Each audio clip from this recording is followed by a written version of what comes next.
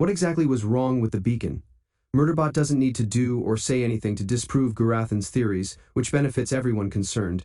It has little patience for Gura's stupidity. And because Murderbot makes sense every step of the way and makes some pretty compelling reasons about why it isn't in the company's best interest to kill its clients, there isn't much space for debate. The time has come to deploy the emergency beacon, which the Deltfall survey crew did not get to perform. It's the only reasonable solution, really. Once the signal is launched, the company will dispatch a spaceship to rescue them. Gurathan is responsible for pinging the beacon, something he could have done quietly. Gura is dissatisfied with the fact that he cannot operate Murderbot via the hub system. However, he does not wish to stay on this planet any longer than necessary. When his attempts to contact the beacon fail, things get much more serious for the Getting out of this problem isn't going to be as simple as they expected. So Gurathan's feelings about his pal's fondness for Murderbot are the least of their concerns right now. Murderbot will be necessary on that voyage because they will have to personally activate the beacon, but Gurathan refuses to let Murderbot depart alone. And he isn't thrilled when Mensah, the greatest pilot in the bunch, offers to help Murderbot. Fortunately for them, Mensah is rather decisive. She understands that is not the time to seek consensus.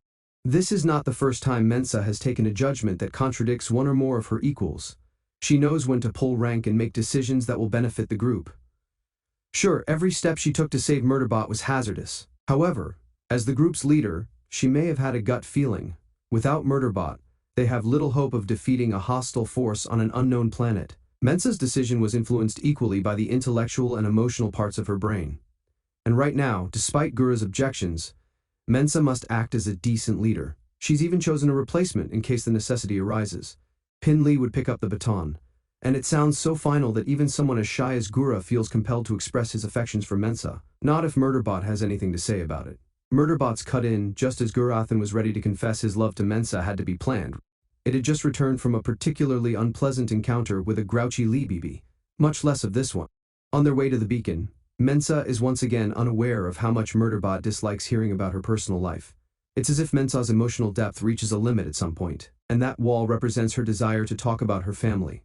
Murderbot couldn't care less about Mensah's struggles with picking a favorite among her many children. The news is that now that the secret is out, Murderbot has the option of not listening. It is still courteous.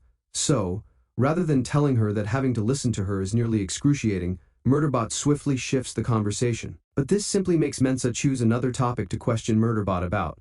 I suppose she just enjoys talking. Fortunately, Murderbot does not mind hearing Mensah's theories on what happened to the Deltfall squad. There were no signs of forced entry at the Deltfall habitat. But why would they allow a group of strangers inside? This question allows Murderbot to call Mensah out on her overzealous desire to aid anybody who begs for it. If the Deltfall team was anything like the inhabitants of Preservation O, they might have let in a party of hostiles posing as scientists in need of assistance.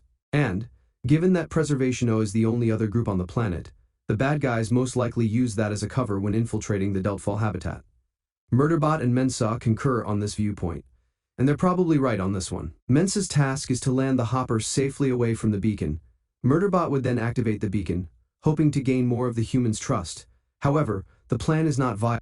In the finale of Murderbot Episode 5, Mensah is about to ask the rogue cyborg a loaded question when it detects a deadly threat. They can review Murderbot's client kill list later.